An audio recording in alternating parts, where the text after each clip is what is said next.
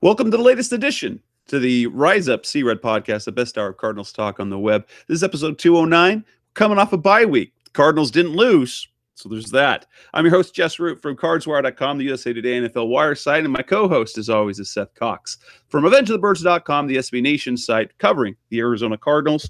And, obviously we don't have a game to go through, but this will be our mid-season show. We're going to give grades, we're going to give awards, and then we're going to look ahead. We're going to look at the Chiefs game because they've got one heck of a game coming up, one very, very big obstacle against the Kansas City Chiefs. And then we'll look at some of the roster moves in particular, since it seems like they have all the offensive linemen on the roster right now. Seth, first of all, what did you do to spend the bye? I mean, since we didn't have to cover a Cardinals game. Not much on Sunday. It was nice to just wake up and watch a little football, and we grilled steaks and relaxed, and I didn't have to watch any bad football if I didn't want to. No. Oh, and we got to watch, what was it?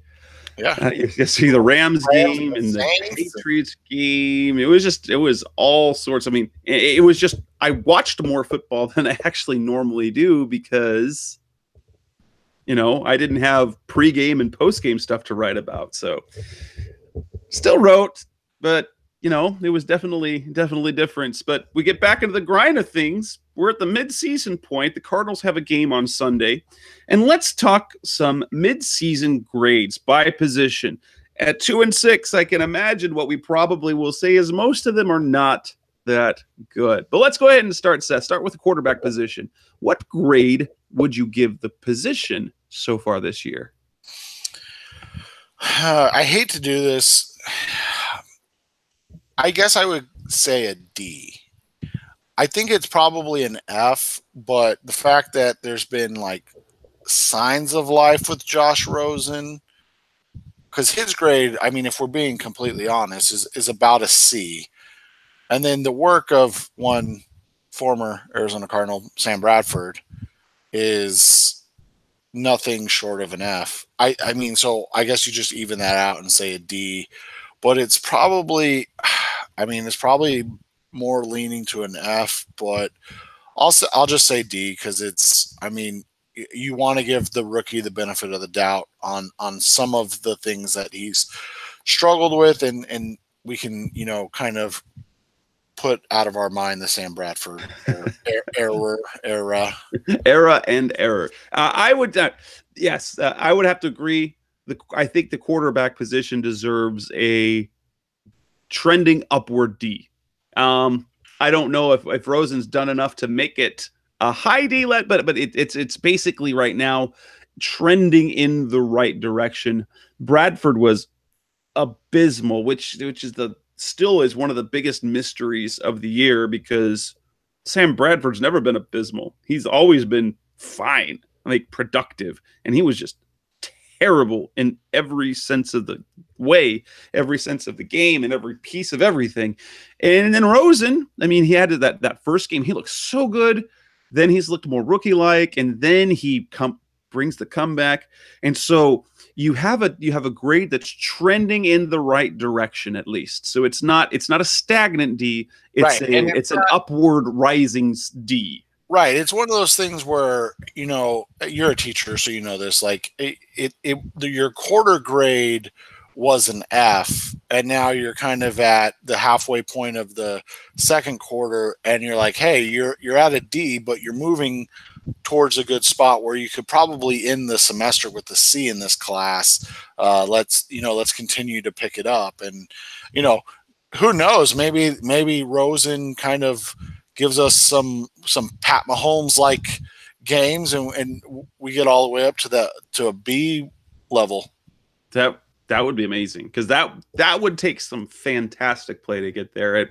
And as we'll talk about in the weeks to come, while the Cardinals have a brutal schedule the rest of the way, they do play a lot of suspect defenses. And with an offense that should be improving and a rookie quarterback that should be improving, you could see some really good numbers from the quarterback position considering the teams that they're going against. Kansas City, not a good defense. Atlanta, not a great defense.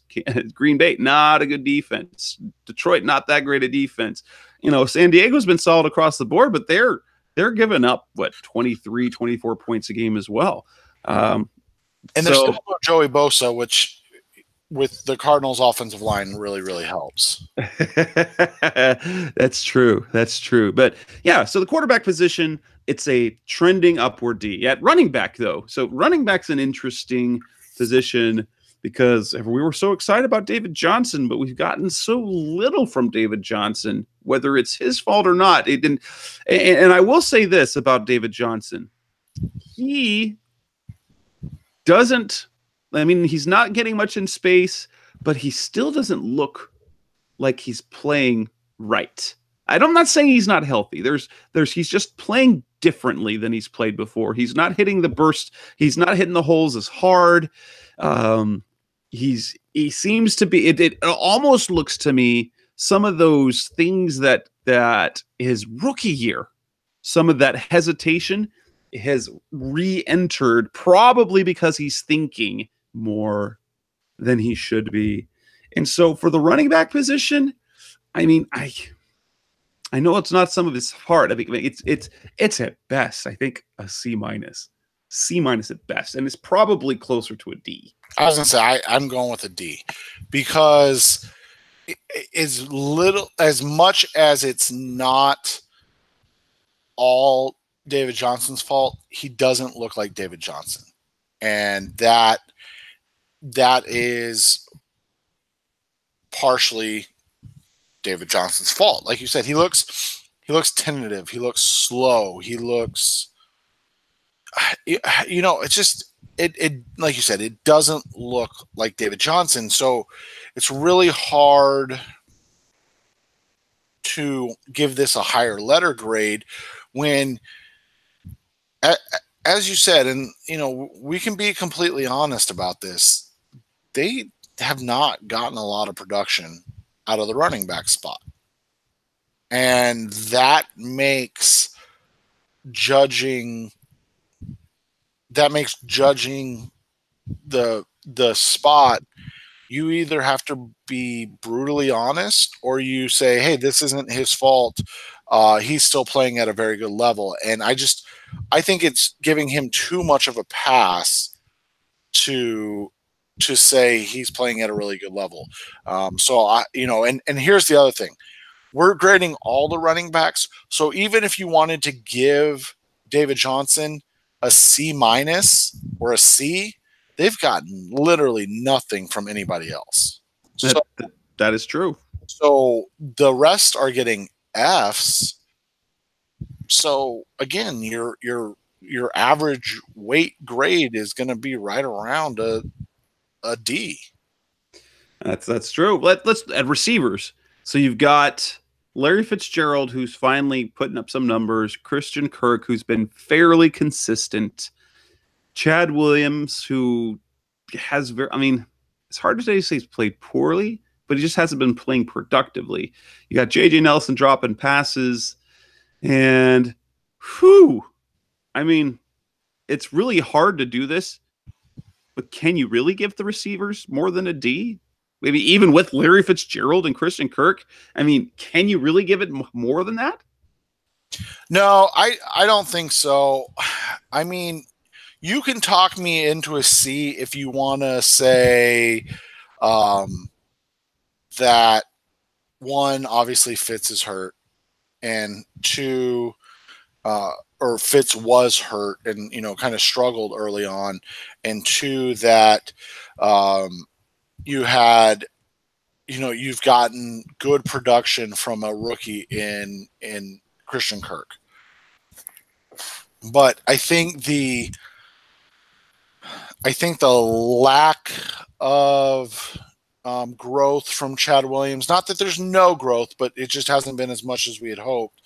The reduction of growth from J.J. Nelson, and then nobody else stepping up in any way, shape, or form, it makes it really hard to it makes it really hard to, say anything positive. So like I said, I could be persuaded to give this group a C. If you want to say, hey, Christian Kirk's been a B, Fitz has been a C based on what we're used to seeing from him. But to be fair, he's been injured quite a bit. But I mean, yeah, when you're talking about you've really only gotten anything out of two players, and one of them has admittedly struggled with injuries in Fitz before last game, it's tough to say anything in a positive manner in that. And so, a C is being very generous. A D is probably more realistic. Tight ends. A tight end is, yeah, it's got to be an F. I mean, it's hard on Ricky Seals-Jones because I think, and it's something that you and I both were very adamant about, that we felt like the hype was too much for Ricky Seals-Jones. Like right. They were putting fans and pundits and fantasy guys and just all those. And even like people in the organization that they were banking on Ricky Seals-Jones for the tight end position. It was really weird. Steve Keim talked about how high he was on him. It was a lot of it was for a guy that's playing tight end for the second year in his career. And he still couldn't block. Oh, jeez. He's still that was my thing with this is he's basically like a poor man's early Jimmy Graham. Like he's not even super athlete Jimmy Graham. He's basically,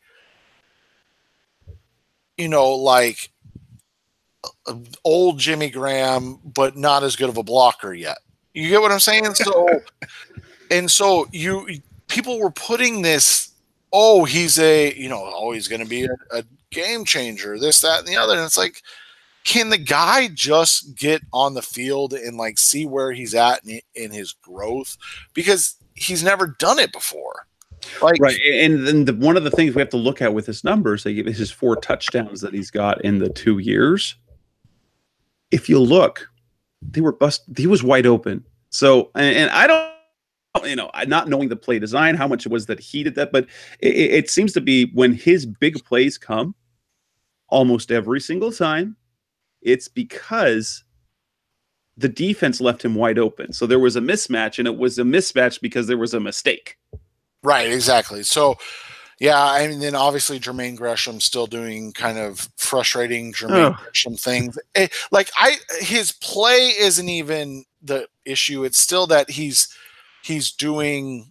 He makes the worst mistakes at the worst times. Right. The most inopportune times he makes a boneheaded play. Obviously Gabe Holmes stunk. I'm actually really intrigued with the fact that they signed John Phillips. I'd never heard of John Phillips, so he could be just a guy that they signed, but he's a 9-year veteran who can block. That gives them an actual blocking tight end. Yeah, right. So it's one of those things. It's like when you watch him, when you watch the tight ends, and you just said it this new guy they signed might help. And then you're like, he might end up being the best tight end on the roster. It just kind of tells you how bad the position is right now. Oh, and we have to talk about, oh my gosh, the offensive line. And it is, it's unfortunate that, and it's an unfortunate reality, but they're the worst offensive line in the NFL. A lot of it has to do with injury.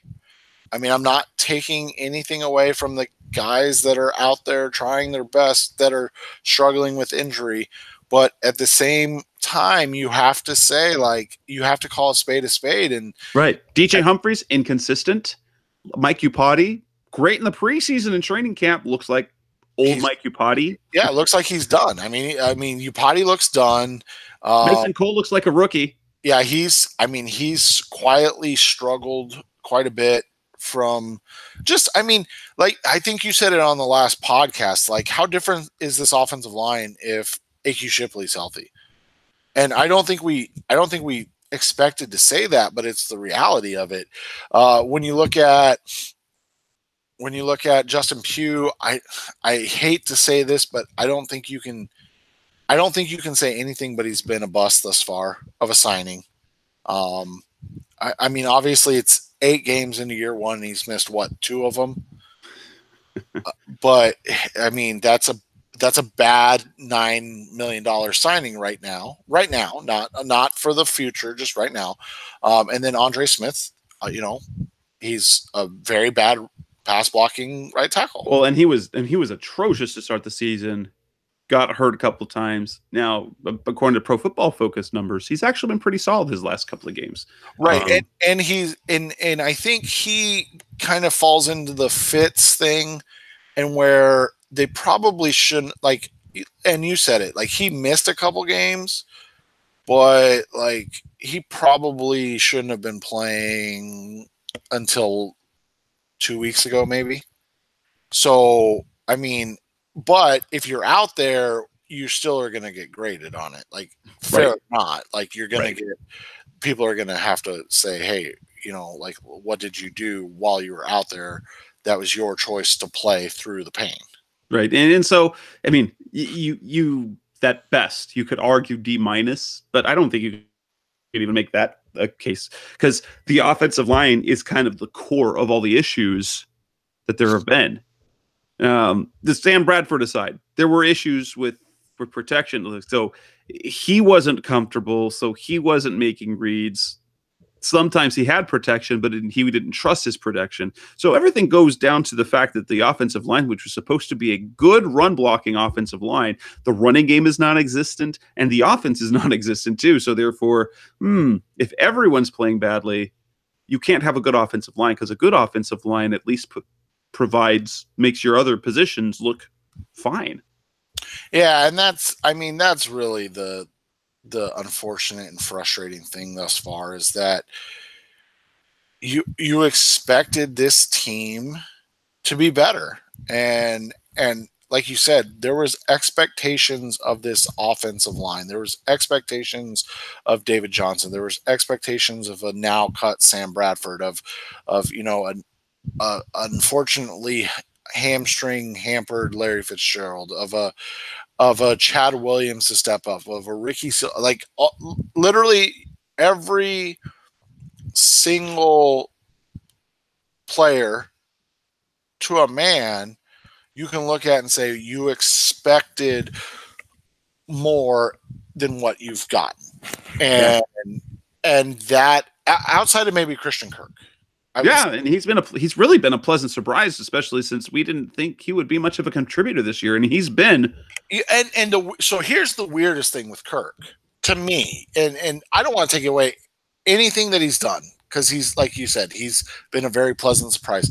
But it's ironic to me that the worst thing about Kirk has been his work in punt returns.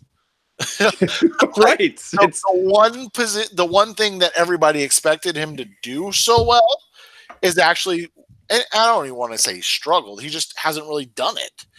And so you're like, you're looking at it and you're going, oh man, like, we still don't have that figured out. So, defensive line. This one isn't terrible. I would give this group overall a C. You've gotten good Chandler Jones play. You've had some moments from Benson Mayowa. Marcus Golden's coming on. Corey Peters has been consistent. It's that other tackle position that's been up and down. Yeah, and I think, if they could get more from more consistency from Robert Nkemdiche, you would talk about this as maybe the best group on the team, positional wise. Right. But they're average because, like you said, you've got a lot from Chandler Jones. I would say you'd give him a B+, A- for his season. If you just combine Mayo and Golden, I think you would give them a C+ to a B. Peters is a solid B player. That's who he is. That's who he's always been. Unfortunately, he's missed 2 games, 2 or 3. Anyways, he's missed a couple games, and in his absence, you've gotten C and D level contributions, and then you combine that with Kim Diche's kind of been the poster boy of average because his highs are extremely high and his lows are getting moved back to the second team lows. Like, so that's the hard part. Linebackers, I think Josh Bynes' solid play keeps this from being a failing grade. Hassan Reka is playing better. Dale Buchanan showed some promise, but recently it's been moved up from F to D in my opinion because they got pretty good linebacker play against San Francisco. Yeah, and I would agree with that. Now, the secondary. Look at the cornerbacks. I think it's quarterbacks. You could probably give it a solid B. Patrick Peterson's been great, and Jamar Taylor struggled, but then Bené Benwickery has been pretty solid. I think you've gotten solid work from the cornerbacks. Yeah, and I think that was the strong thing is once they made the move from Jamar to Benwickery, they've really improved, and that's kind of been the one consistent this year. Wouldn't you say is that after they made that move, they've been consistently good. I wouldn't say great, but they've been consistently good against the pass. I think if they had a more consistent pass rush, they would be closer to great, which would be an A. So I would agree they're a B. I think Peterson's played an A level. Attitude's been obviously like a C or a D, but everything else has been, I think, very consistent for them. And I'd give even the safeties a solid B overall. You've gotten really good production from both Antoine Bethea and Budda Baker. Trey Boston, I mean, they have not been great, but it's not much you can complain about. I mean, look at some of this production number-wise. This is what the Cardinals have based on coach review. Antoine Bethea has 76 tackles in 8 games. Budda Baker has 70 tackles. So you've got 2 players who are on pace for 140 and more tackles. Josh Bynes at linebackers has 61. So you've got 3 players on track for more than 120 tackles this year. That's kind of crazy. And as Boston's not been great, but he's got some interceptions. He's doing what he's been doing. And, it's kind of showing what the issues have been for Cardinals defensively have been up front. It's been up front basically the entire year. It's getting the defensive line consistent and the linebackers doing what they're supposed to do because the secondary's been pretty solid. Yeah, I would agree with that. I think the safeties, like Boston's play has been, I would say, the most surprising of how consistent it's been. Bethea, I think, he's the old pro. It's been Budda has played well. I think, like, I'm going to get destroyed for this. I think we tend to oversell his numbers, right? Because he does make a ton of them. Ton of plays, and he has really good numbers. But I think when you have a guy like him that's able to kind of change momentum, and he's started to make more plays on the ball, that's gonna kind of take him to the next level outside of being a guy that collects a lot of tackles. Right. Now, special teams, this is kind of interesting. I guess what? I can't give the return game anything more than an F. Kickoff returns have been dreadful. Mostly it's been, touchbacks. But even when they do get a chance, there's no threat of anything happening. The punt return game has been abysmal as well. They haven't been able to break anything with Christian Kirk. So, yeah, good fat failing grade for both of those.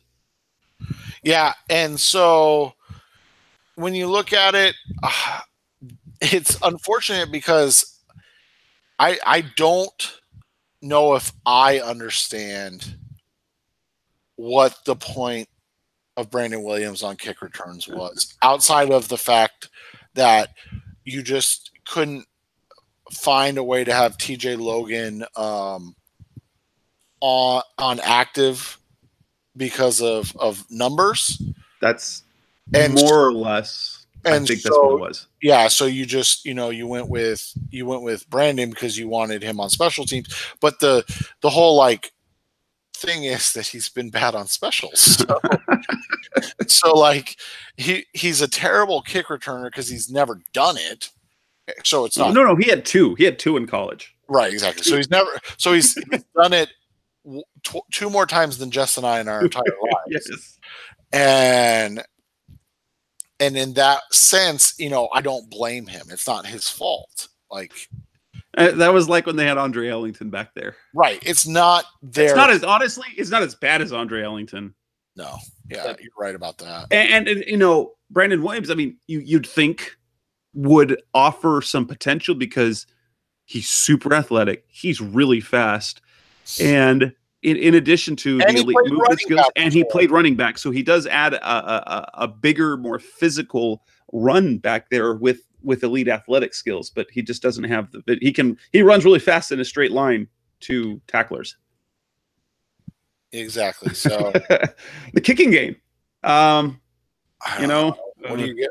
I mean, the kickoffs are fine. They haven't given up anything in kick returns. Field goals. He's got the one ugly miss. I don't know. I mean, and that one's hard to do because really the Cardinals haven't. They haven't had a chance to kick many field goals. That one is, I think, plain is just an incomplete. He hasn't kicked any or missed any extra points this year, has he? Nope, he has not. But they haven't scored many touchdowns either. So. I mean, yeah. So hey, but Andy Lee, he gets an A. Exactly. Andy Lee is your solid A performance thus far for the Arizona Cardinals roster. Oh, okay. Let's wrap that up, and coming back on the next segment of the Rise Up Sea Red podcast, the best hour of Cardinals talk on the web, we'll do midseason awards. Are there any awards to be had? That's coming up next on Rise Up Sea Red. We're back on the Rise Up Sea Red podcast. Midseason awards. Based on the grades, it's going to be kind of tough. But let's look smaller picture, bigger picture. MVP, Rookie of the Year, Newcomer of the Year, big surprise, big disappointment. Okay, who would be your team MVP so far? And guess what? As good as Andy Lee's been, I'm just going to ignore his play because if when your best player is a punter, there's a problem with it. We don't want to be that sad. No. So who are your team MVPs so far? I would say Chandler Jones. I went back and forth on this. I thought about Buddha, but Buddha's kind of struggled in coverage a little bit. I think Jones, he had one inconsistent game, but for the most part, he's on pace for 13 sacks and like 32 tackles for loss on the season. Another, incredibly productive season for a guy that a lot of people, and not Cardinals fans, but like a lot of people outside the Cardinals fan base and organization questioned paying that guy, trading for that guy and then paying him. And so I think Jones has been the one consistent factor. I probably would have given it to Patrick Peterson if there wasn't the little to do right after the Broncos game. And yes, Chandler Jones would be my number one team MVP, and then I'm going to go with a second one, and that would be Josh Bynes. Not because he's been solid, he's been good. It's also because he's really the only glue to that linebacker position that's been doing anything. So he's been that linebacker group has not been good. I mean, they've got 7 linebackers on the roster. But he's the only one putting up any sort of production. And so I would give it to Chandler Jones and Josh Bynes, even though Josh Bynes is definitely not their best player. He's been one of their most valuable ones so far. I think that's a great way to look at it. Like when you talk about most valuable, it's one of those things. It's like, like good teams, typically their quarterback's the most valuable player. But like, who's the guy if you took away from a team that and let's just be honest, sucked the first half of the year. Like, who's a guy if you took him away would hurt? And I think Bynes is Oh the my guy. gosh. Take Bynes away. Oh my heavens. Yeah, and so that's why I mean I think you're right.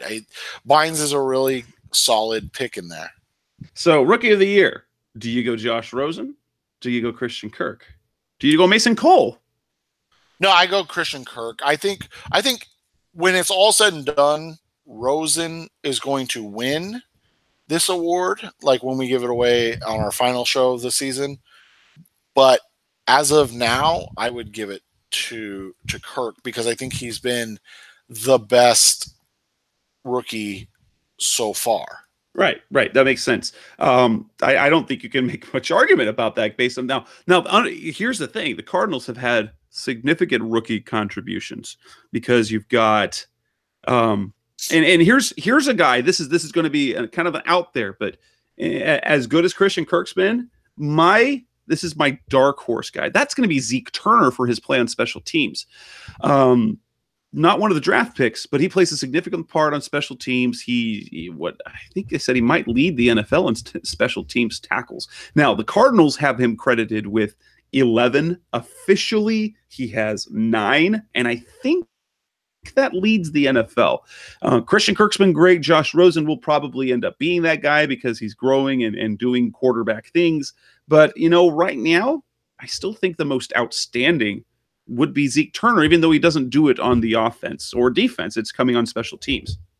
Yeah, and that's big, and that's one of those things where it's not an expected thing. And it was funny, like one of our contacts for the Cardinals, when Zeke Turner started, he texted us and was like, he was like, I don't know where this guy plays because he's really struggling on defense. And then it just became obvious how good he was going to be and influential he could be in the special teams game.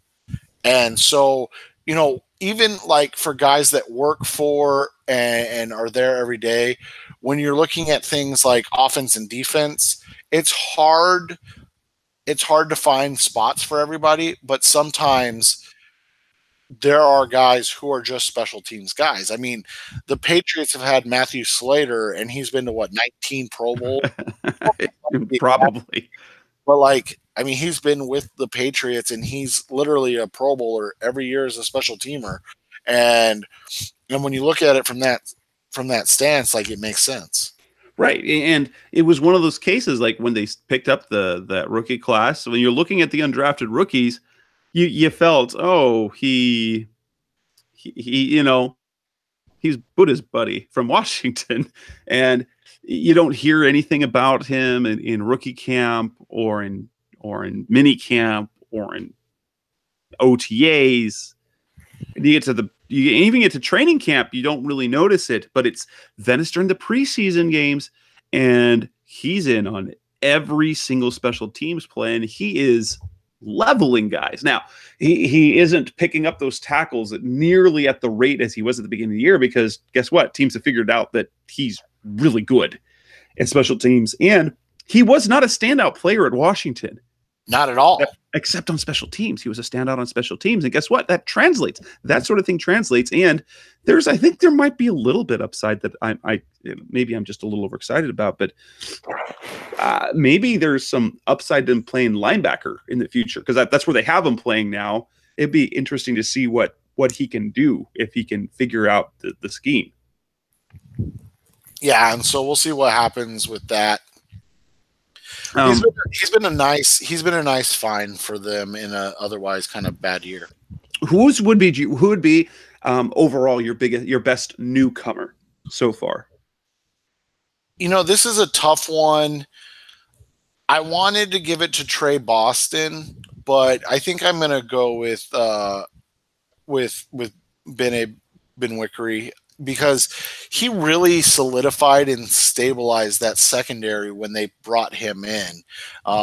Boston was already out there, and they were still having problems with, Jamar Taylor there. So I think I'm going to go with Ben Wickery. And I think I go that direction as well. Ben Wickery, although actually, yeah, he is my newcomer of the year, and for me, he is my biggest surprise. So he wins 2 awards for me at this point in the year. He's the best newcomer, and he's the biggest surprise because, when they signed him, okay, he was just a guy that, he's one of Steve Wilkes' guys because he played for the Panthers before, and he didn't even play for the Panthers last year, and he's got a few starts under his belt, but I don't think anyone, when they made that signing, thought, oh, there's going to be our starting cornerback. No, and we thought at best he would be a nickel dime type of guy, and he's ended up being one of the better corners that, again, the Patrick Peterson effect. So he's clearly on a 1-year deal and going to go somewhere else. And, I hope he comes back because he fits the system really well. Now, this is the big one. I don't, maybe we can put rank these. What has been the biggest disappointment for you?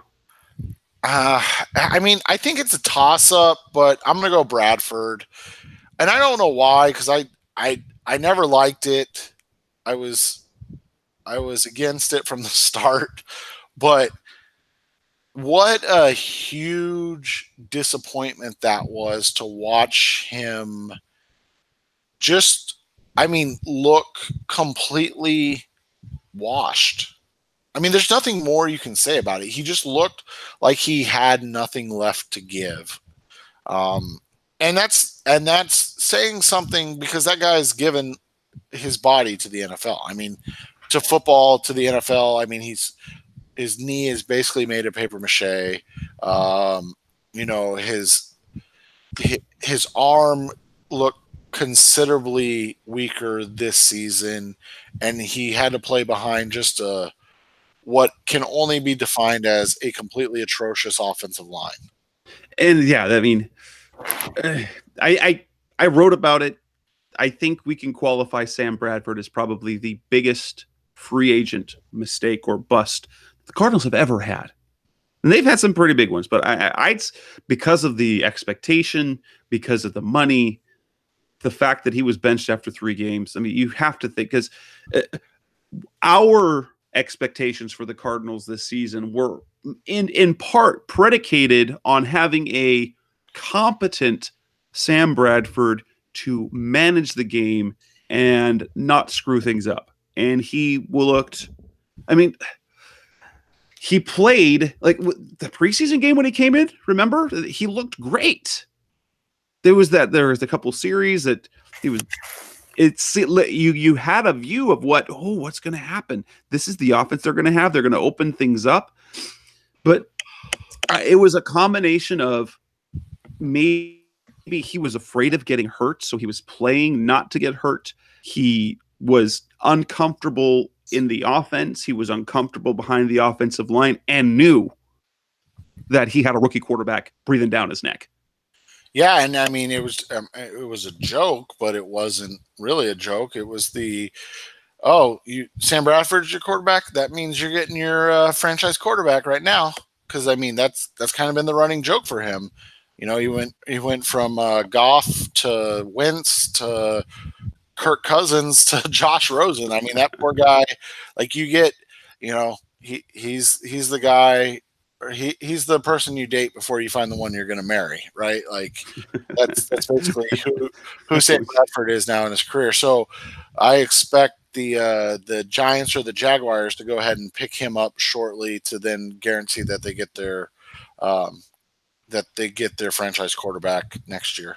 But he's not the only disappointment. I think equally disappointing has been Dalen Buchanan, because I wouldn't put quite Hassan Reddick into that category, but think about when Steve Wilkes was hired and Al Holcomb was hired as defensive coordinator. What were the 2 things that we were most excited about defensively? We were going to see Dalen Buchanan in a system that features linebackers. He had a Thomas Davis type season in 2015, and now he has the Thomas Davis defense. And the fact that he was bad. He looked in week 1 bad, just downright bad on the field. He no longer looked fast. He no longer looked certain. He wasn't flying around the field. He wasn't covering, and he wasn't making tackles. It's coming around, but I think for certain, this has been a huge, for me, it's the other biggest disappointment. Well, one of the other two biggest disappointments. Well, and so if you went Buchanan, I would say the other one for me is the offensive line. And it's just, again, we talked about it, and we've talked about it kind of ad nauseum.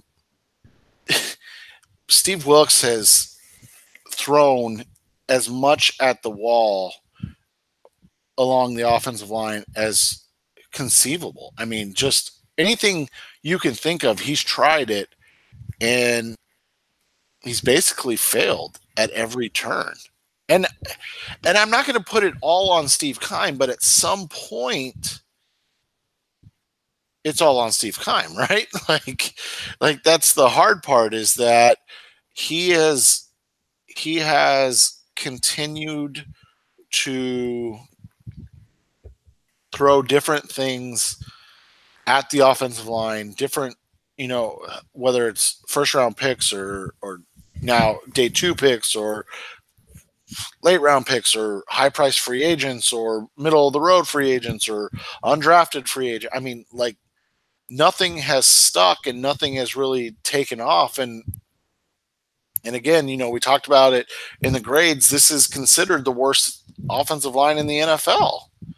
And at that, it's disappointing. And one other disappointment for me, obviously, is, and this probably goes without saying, is the play of David Johnson, or the production of David Johnson, because this was supposed to be the David Johnson offense. I mean, and it's been, well, first, it was like they were trying to avoid David Johnson. And then the offensive line play has been bad. And so we just haven't gotten, we've had moments of, oh, yeah, that's what he can do too. But it's been mostly, why aren't they involving him? Yeah, and it's just frustrating, and I would say his production, his usage, his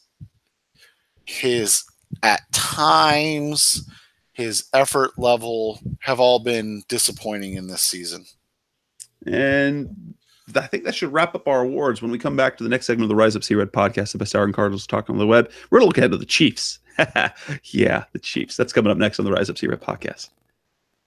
We're back on the Rise Up Sea Red podcast. Let's look ahead to the Kansas City Chiefs. Now, we know that this is, I mean, let's be honest, this is an unwinnable game by all accounts, correct? Yeah, I mean, this is the largest margin of a point spread margin of the 2018 NFL season. Think about that. I mean, you've got the 49ers.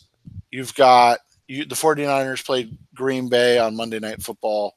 You've got the Oakland Raiders have played the Chargers and the Chiefs.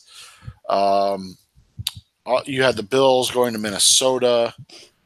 And the Cardinals traveling to Kansas City trumps all of that as the largest point differential going into the game of the season at we'll just call it minus 17 for now.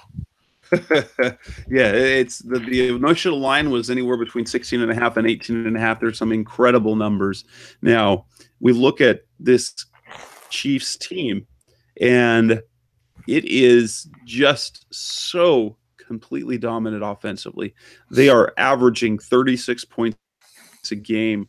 They're rushing the ball for 117 yards per game. They're throwing the ball for 315 yards a game.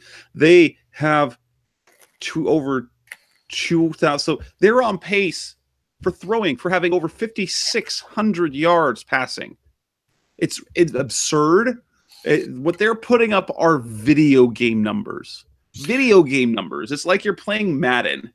Yeah, and like you said, 5,600 yards, over 50 touchdowns. Kareem Hunt's numbers look like what we expected David Johnson numbers to be.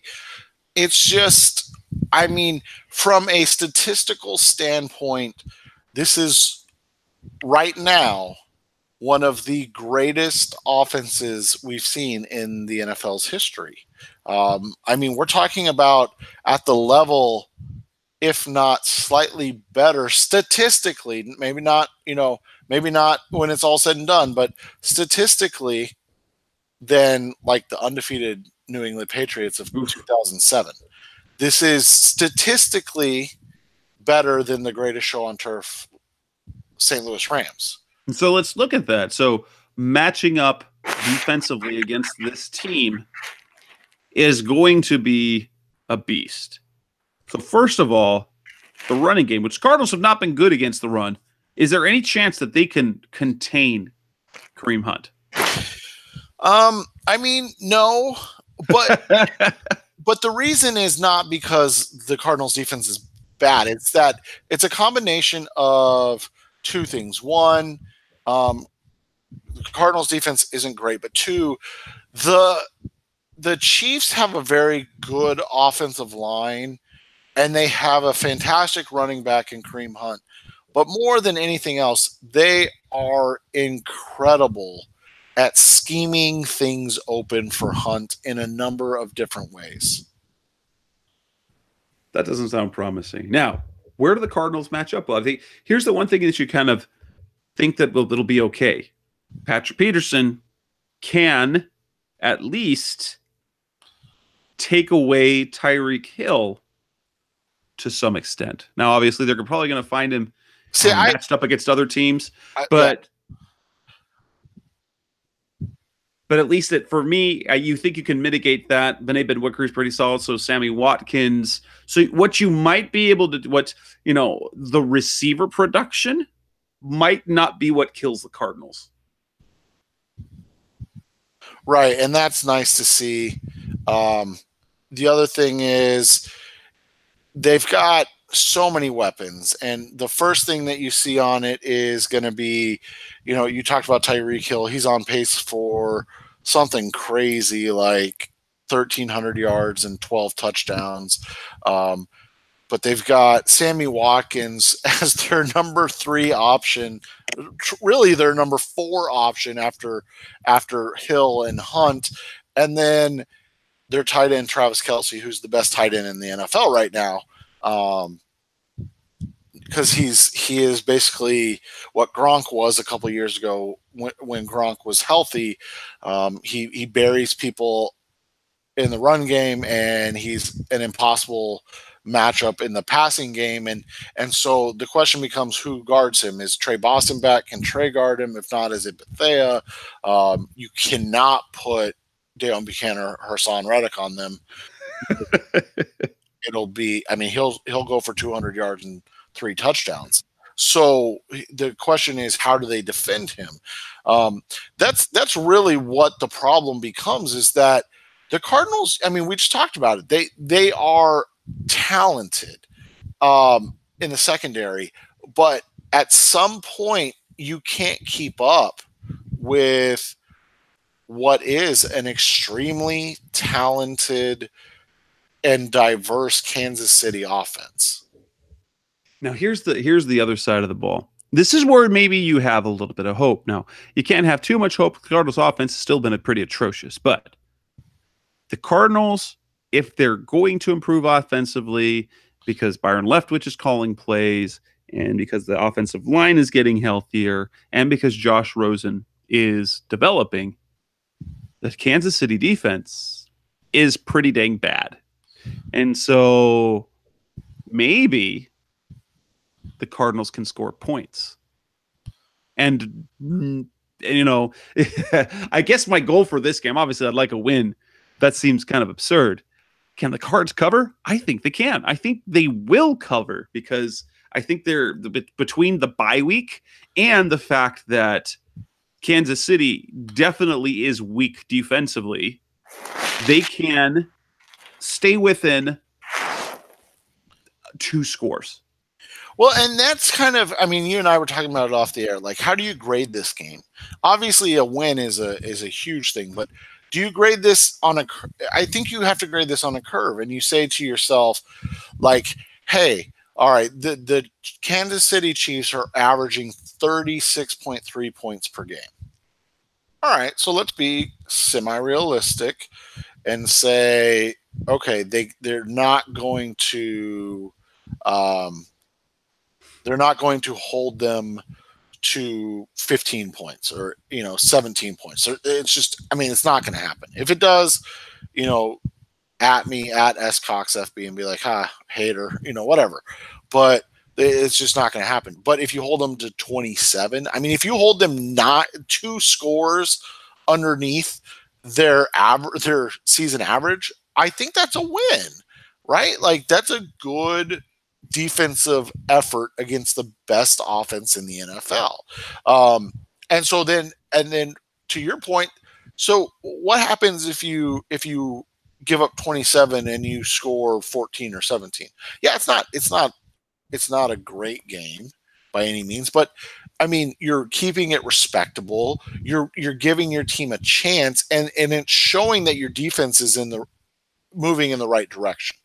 Because you're talking about a team that is averaging 36 over 30. Oh, so if you hold them under 30, and you can score 20, yeah.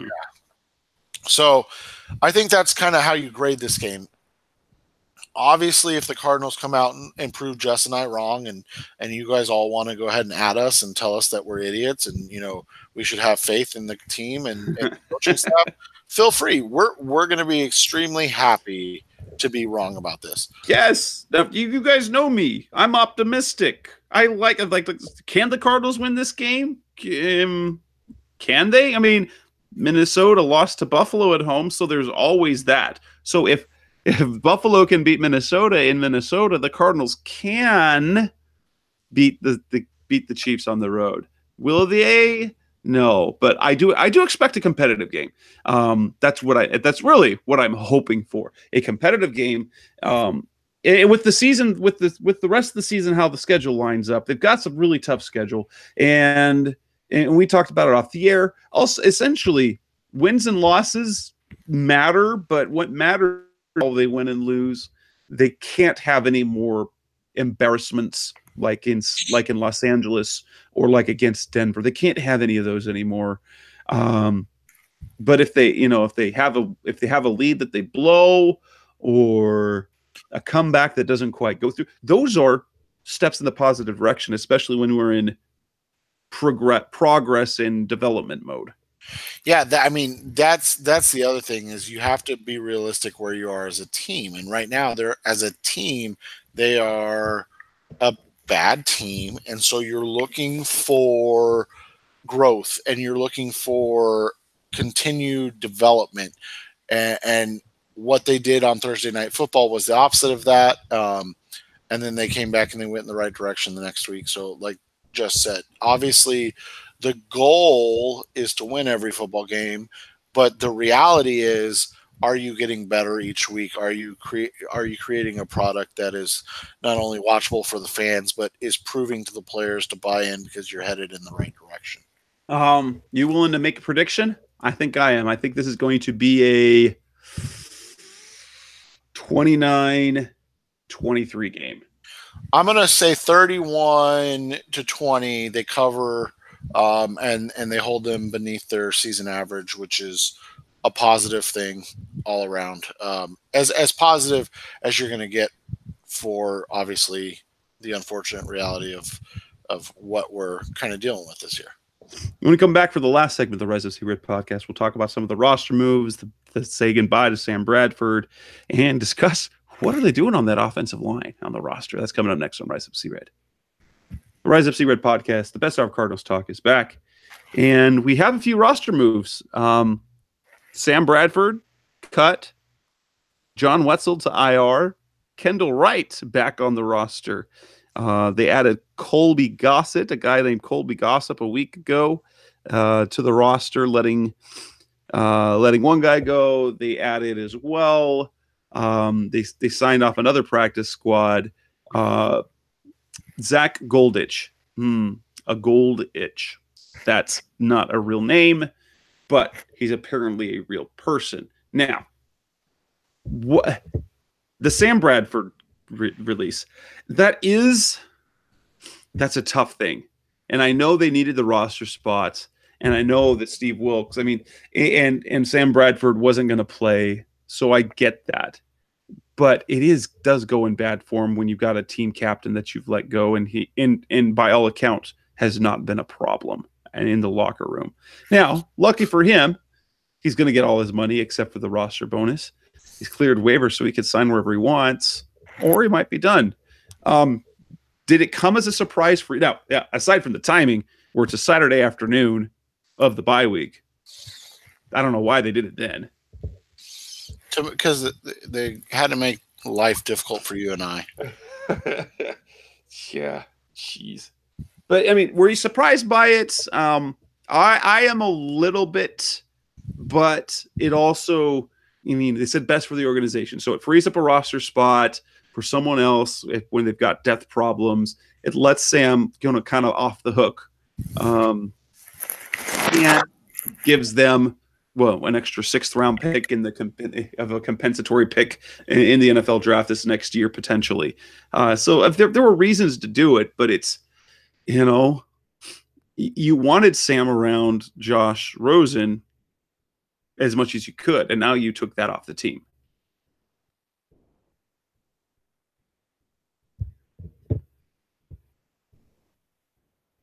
Are you muted?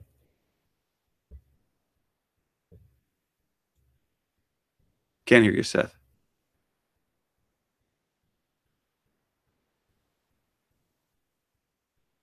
I'm guessing we're having troubles with that. So now, can you hear me now? Now I can hear you, yes. I don't know what just happened. That's weird. All right, sorry about that. What I said was, I think, and I wonder, and I am guessing, I don't have any insight to this. I didn't reach out to anybody because, quite frankly, I didn't care. But it makes you assume that they had tried to trade him before the deadline, just to see if, they'd probably asked him quietly, like, hey, would you waive your no trade clause? And then at that point, they couldn't find any buyers, or, he said no. And so at that point, it's like, all right, well, we're going to let you go. This is, like you said, no hard feelings. This isn't we're trying to save money type thing. This is just a the reality of the season type thing, that we are, one, a bad football team that's going with a younger, a youth movement at the position. And 2, quite frankly, we're beat up. We need the roster spot. We're carrying 11 offensive linemen. 11 offensive line. Now, do you think Sam Bradford plays again? I don't. I mean, I joked about the Giants and the Jaguars, but I don't. I think at times I thought he was gonna, snap out of it, but he just looked done to me. It's like he met his football mortality, and when it ended with the fumble and he just laid on the ground, and you could tell thereafter he was embarrassed. I mean, he's a proud football player. He's had success. He's played at a high level, and so to suddenly see the performance just kind of drop off a ledge, I wonder if he has come to grips with his football mortality. Everyone knows that he's been paid plenty of money. He's made $127 million in his career. As some people on Twitter likes the finesse Hall of Fame he deserves to be in. Definitely. And it's been, one of those situations where he's just done a great job year after year finding roster spots and finding GMs that'll pay him absurd amount of money. And it just didn't work out. Now, going on to the parts where you got the roster moves. So now, yes, they have 11 offensive linemen. They lost John Wetzel, which is a blow to that depth. Their experienced depth now looks like this. So they've got their starters, which is already, Mason Cole, a rookie. He's starting because A.Q. Shipley got hurt. So now their experienced depth includes Ode Abushi, who's got, I think, 26 starts in the last 5 years, can play, guard and tackle. You've got Jeremy Vunovich, whom they added at the start of the season, who was a 16-game starter for the Colts. You've got Daniel Munyer, whose only career start came this year because both guards were hurt. And then you have rookies. In fact, right of those 11 players on the offensive line, 4 of them are rookies. You've got the 3rd round pick, Mason Cole. You've got 7th round pick, Corey Cunningham. Colby Gossett, whom they signed off the Minnesota Vikings practice squad, was a 6th rounder pick this year. And they just added Zach Golditch, who was with the Colts, who was an undrafted free agent.